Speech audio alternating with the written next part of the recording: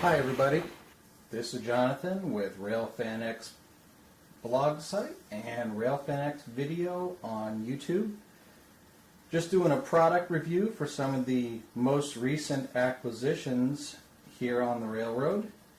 If you've read the blog site at all, you know that we've made a switch to S-Scale, and it's been pretty exciting. A lot of great people that we've met, and got a lot of information. And even though some people may think that there's not a lot of product availability in S-Scale, I kind of want to try to disprove that as we go along. So we're just still in the early stages of planning the railroad and acquiring some pieces. Right now we've got a 15-foot shelf layout that I'm putting together just to do some testing over the winter. We're finishing off the basement so that we can start on the more permanent layout, but in the meantime, obviously, being a model railroader, we want to run as much as we can and have as much fun as we can in the meantime. So I'm going to try out some new scenery tricks and some new track laying tricks and things like that I picked up along the way. And having said that, the first item I wanted to kind of do a quick little product tour of is this number 6 Code 100 turnout that I acquired from JSW Custom Trains on eBay. John assembles these using the Fast Track jig, which is available through Fast Tracks if you want to build this yourself. I was kind of in a hurry and wanted to get the switching layout together, and his prices were pretty reasonable, so I thought I'd just go ahead and order 6 of these and give it a shot and see how they turned out. And he did a real nice job.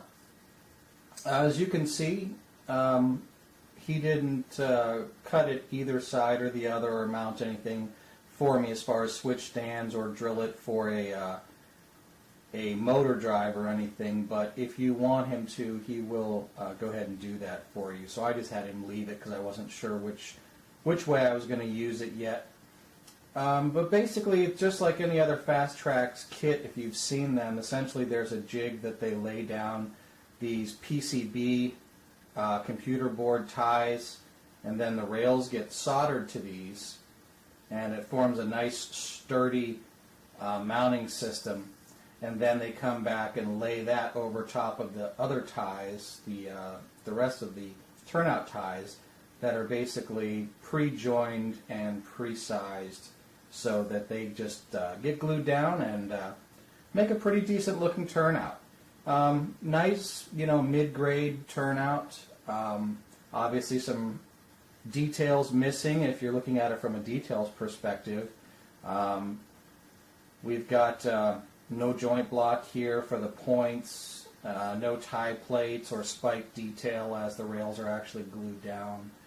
So there are some compromises that you have to make if you want to use this style of turnout, but a lot of people don't really necessarily mind that. And for what it is, what I would call, a low to mid-level detailed turnout, it's actually fairly nice. I've tested this already. It runs very nice. The frog is nicely done. Everything is engaged like it should be. He cuts very, very fine gaps, in the frog and the adjacent rails with a jeweler saw. Hopefully you can kind of see that. They are very, very fine and very nice. You can barely notice them when you're looking at it. But I did notice at first there were a couple of little burrs that were actually bridging the gaps. So if you do decide to try one of these, I would definitely take either an X-Acto number 11 or a jeweler's file and just get in there and clean that out, because you don't want those bridging the gaps.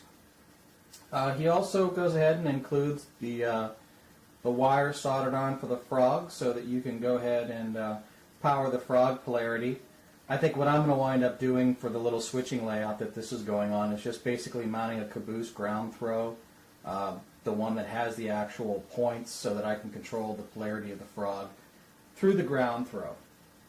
But all in all, pretty nice little Code 100 turnout, and pretty happy with it. And I will hopefully have it installed here soon, and we'll be doing some actual runs with the equipment and running through the turnout and everything, so you get to see it in action.